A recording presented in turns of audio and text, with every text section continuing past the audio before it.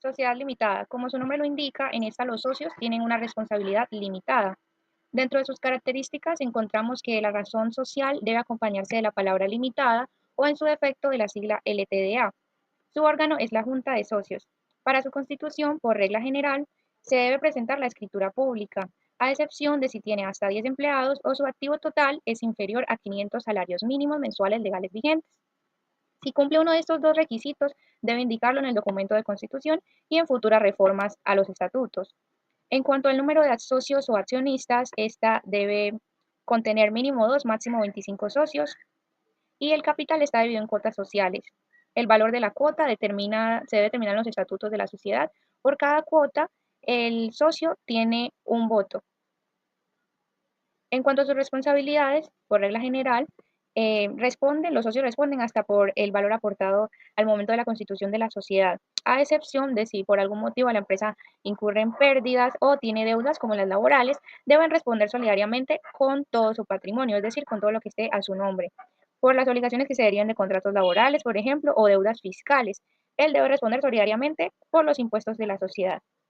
En cuanto al revisor fiscal, este tipo de sociedad limitada no está obligada a tener junta directiva ni obligada a crear el cargo de revisor fiscal, a excepción de si es necesario verificar que los ingresos brutos del año inmediatamente anterior no excedan o excedan los 3.000 salarios mínimos mensuales legales vigentes o sus activos al 31 de diciembre del año inmediatamente anterior no sean o excedan los 5.000 salarios mínimos mensuales legales vigentes.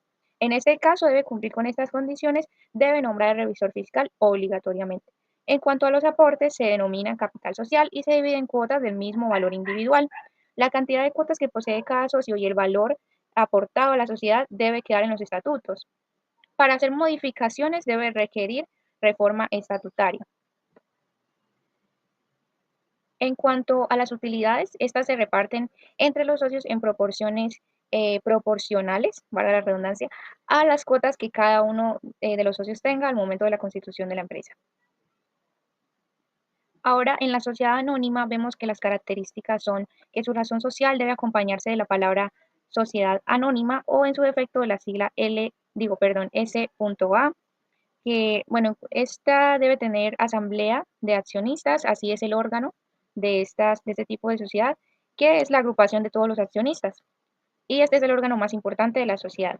En cuanto a su constitución, por regla general, se realiza por medio de escritura pública, a excepción de cuando se realiza por medio de documento privado, que la regla para ello es si tiene 10 empleados o su activo total es inferior a los 500 salarios mínimos mensuales legales vigentes.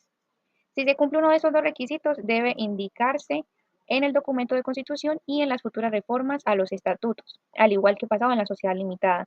En cuanto a los socios, en la sociedad anónima deben ser mínimo 5 accionistas, porque, bueno, a diferencia de la sociedad limitada que hablábamos de socios, acá hablamos de accionistas.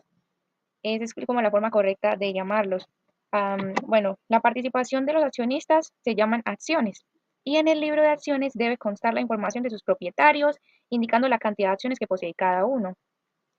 Ahora, en cuanto a las responsabilidades, aquí los socios deben responder hasta el monto de sus aportes efectuados a la sociedad.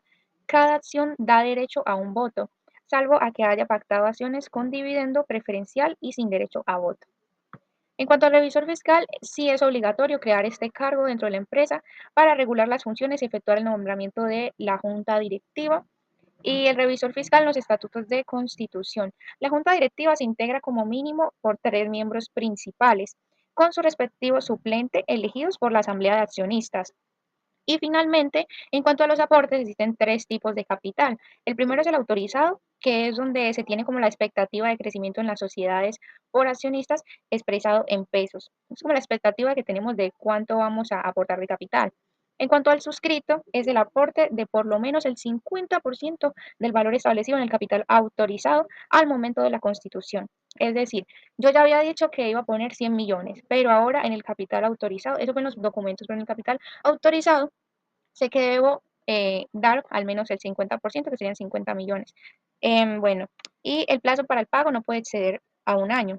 Ahora lo pagado, que es el tercer tipo de capital, que es el aporte que ingresa a la sociedad desde la Constitución. debe pagarse por lo menos la tercera parte de cada acción suscrita.